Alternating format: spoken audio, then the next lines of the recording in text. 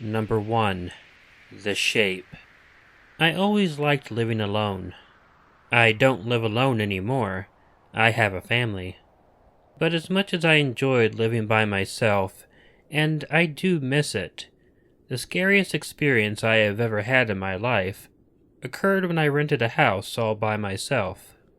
The night that this took place, I had gotten home from work rather late. I only worked until 6 p.m., but the snow had begun to fall pretty steadily hours before my shift was over. By the time I was ready to go home, the ground was covered in at least a foot of snow, and the snow was still falling pretty heavily. It was difficult to see more than a couple feet in front of my car. So, after I took the time to scrape all the snow off the top of my car, I slowly crept home. It was nearly 10 p.m. by the time I got there. I was just pretty thankful that I didn't have to work the next day.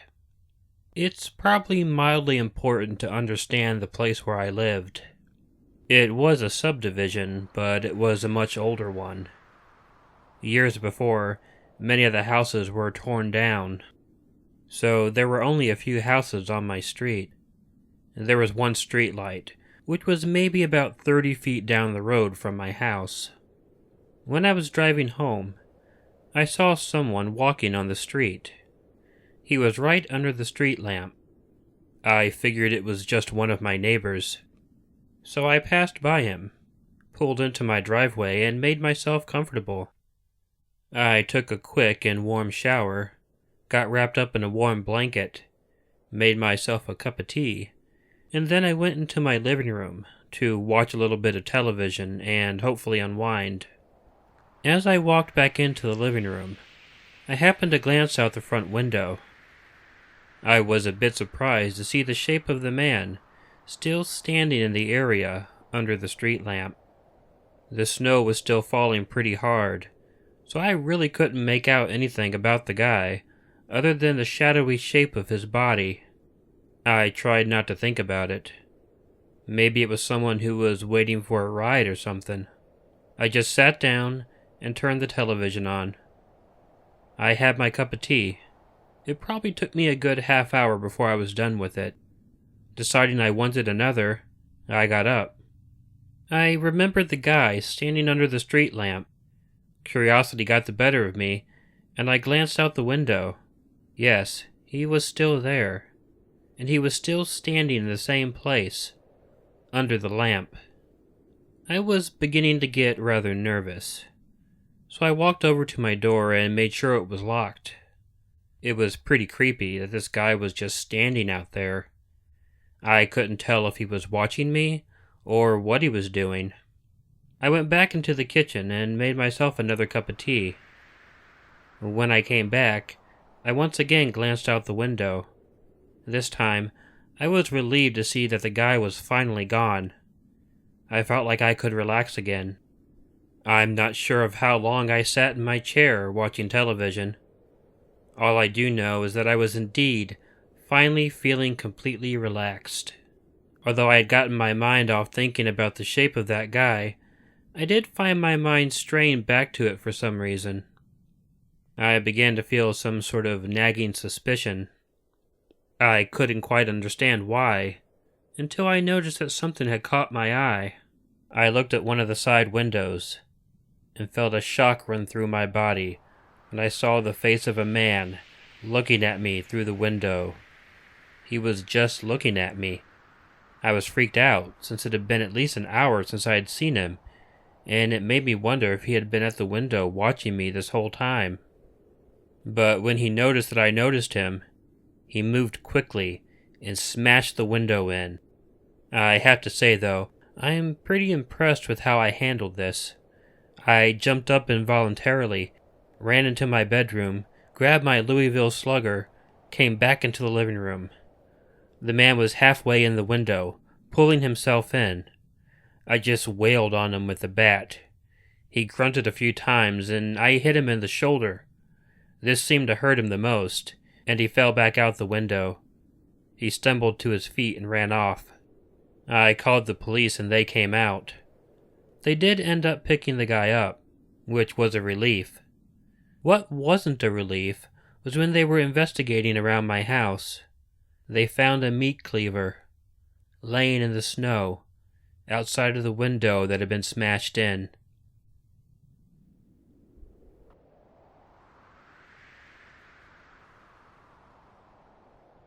Number 2. Cold pizza. This happened during my winter break at college. I won't mention what college it was, only that it was a rather large campus in a state that has some very cold and snowy winters. The campus was always crawling with students at every time of the day and even the night. But when winter break came around, it became a ghost town. Hell, I'm pretty sure there were more people there than I probably realized, but it really seemed like it was empty. And this winter, it was cold. So cold that my dorm windows were frozen solid. I could barely see through them. It was snowing constantly, and we had sub-zero temperatures and an ungodly wind chill every day. I had a job delivering pizza. It was busy as hell delivering pizza on a college campus, and it didn't get much better in the winter either. In the winter, it's much easier to have a pizza delivery boy bring you your pizza than go to the store to buy any other food for yourself. The winter break was the only, break that I ever got. On this snowy and freezing day, we weren't very busy. I think it was around 7 p.m. when we got an order for a plain cheese pizza. It was an off-campus delivery. Also, they were paying in cash. I hated that. It was so much less stressful when customers just paid online with credit cards. It was a hard drive, because even though the roads were plowed, it was constantly snowing and freezing back over. A couple times, my car skidded and slid around on the road. I arrived at the house and I pulled into their driveway. I prefer parking on the street, but they had a long driveway. I got out. Almost slipped and fell on the unsalted steps, but I got up to the door. I rang the doorbell. No one answered. I rang it again. No one answered. I was beginning to think I was right, and this order was a prank. I always suspected that when people paid in cash. And finally, when I was about to leave, isn't that always the way, someone finally answered the door. And it was the nastiest, smelliest man I'd ever encountered in my life. His face was covered in scabs, and he was picking at one of them. I really didn't even want to touch any of the money that he was going to give me. The worst part was that he had a hunting knife strapped to his belt. Fortunately, it was snapped in its sheath, but it still seemed weird to be walking around the house with a knife strapped to your belt. "Oh, hey, I forgot to get my wallet," the man told me. "Come on in while I get it so I can pay you." I declined, telling the man I was fine. I'd rather wait on the porch. "Nonsense," he told me. "It's freezing out there. Come on in so you can at least be warm while you're waiting. It might take me a while to find my wallet." This was too bizarre. He wanted me to come in, and he didn't know where his wallet was. Plus, he had a knife strapped to his belt. I was not gonna come in. In fact, there was nothing more I wanted than to just leave. I declined another time. The man stopped picking at his face. He seemed annoyed, but I couldn't imagine why. He then lowered his hand to the sheath and undid the snap. He then told me sternly, "I insist you come on into the house to warm up." Screw this, I told myself. I had seen way too many horror movies to do something this stupid. I told the guy that the pizza was on the house, and I was just going to leave. I held it out to him, but he didn't take it. His hand just rested on the knife. He looked really irritated. I'd had enough. I just told him, "Fine," and I dropped the pizza on the floor. His hand, resting on the knife, now gripped it. He pulled it slightly out of the sheath, but not all the way. Not wanting to turn my back on the guy, I walked backwards off of the porch. I tried watching him, and I stupidly forgot how slippery the ground was. I slipped on the ice, right onto my butt. Fortunately, I was still watching the guy, so when he stepped forward over the pizza, I had the time to scramble to my feet, dash to my car and get in. The man stopped a few feet from my car as I put it into reverse and got the hell out of there. I watched him as I backed out, and looked back at him as I drove off. He simply stood in his driveway, watching me as I left. You sure do meet some weird freaks when you deliver pizza.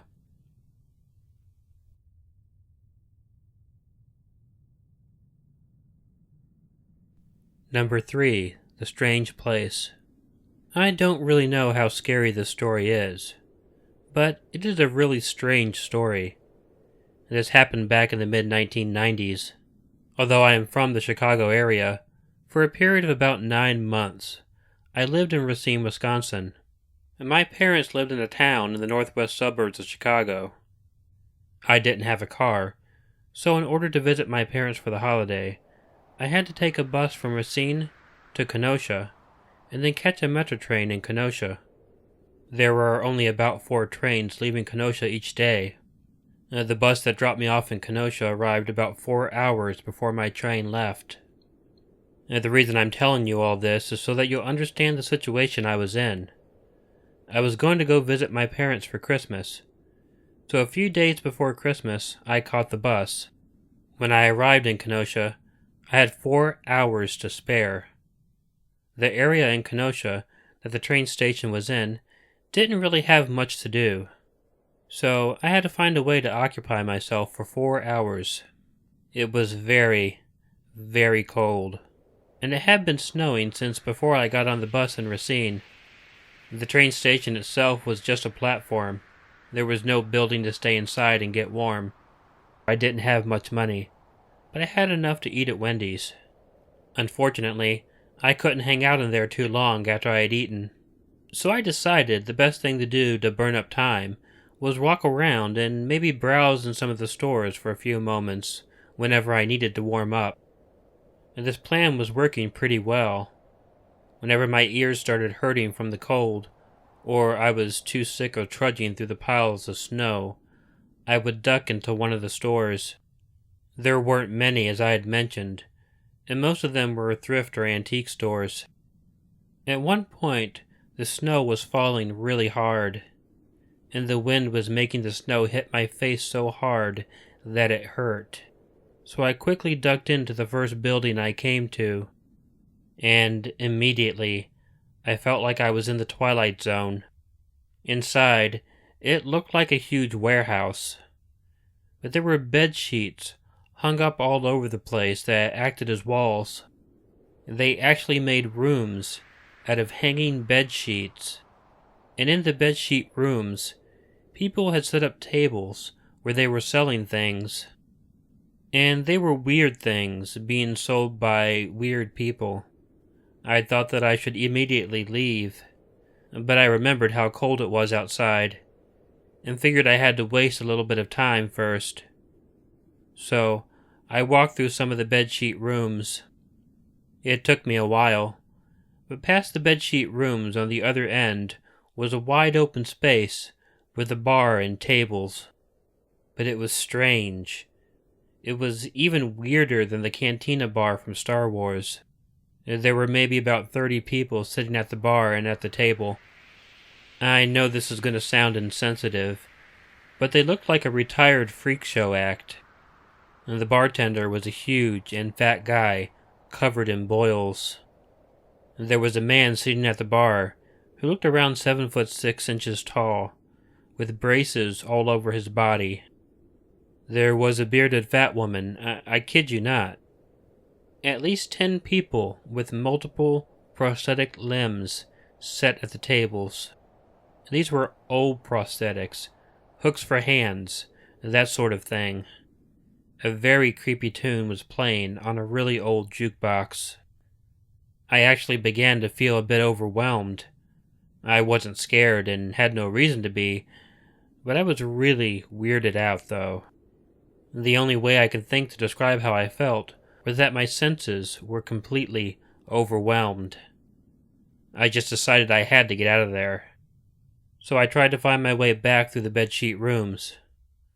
But finding my way back wasn't as easy as it was getting there. I actually got lost. I kept going through rooms that I hadn't seen on the way in. I tried not to pay too much attention to the people or what they were selling. But there were several people who looked at me and seemed annoyed that I had disturbed them or something. I began to get a bit worried when I couldn't easily find my way out. My mind, which had been overwhelmed as I had mentioned, began to really wonder if I had stepped into the Twilight Zone. My body began to tingle, and I felt dizzy. If I had been familiar with panic attacks back then, I would have known that I was having one. Again, I didn't feel like I was in danger, but I couldn't find my way out of that building, and that was freaking me out. Then, the worst thing happened. I went through a bedsheet room that I hadn't seen yet. There was a small, gnarled and naked man sitting in the middle of the room. The floor was covered in blood, and as he was using his knife to cut himself, I didn't want to look, but I couldn't look away. He turned up and looked at me, and angrily jumped to his feet, brandishing the knife. I don't think he was going to try to hurt me, but still, it was pretty scary. I lost it. I turned the other way and just ran. I needed to get out of that place. I got all sorts of dirty looks and people yelling at me not to run through the rooms, but I didn't care. I just needed to get out of that weird place. And I did, finally. And I can't tell you how relieved I was to get out of there. I ran, and I didn't stop until I was back to the Wendy's. I mentioned earlier I didn't have much money, but I figured I could buy a drink every half hour in order to be in a warm and safe place. So, sorry if this story wasn't scary. It was scary to me, but most people I tell it to just find it to be odd. I'm also sure that some people don't believe me, but I've never dared go back and find this place again, because although I know the Twilight Zone doesn't exist, I really thought I had been in it that day.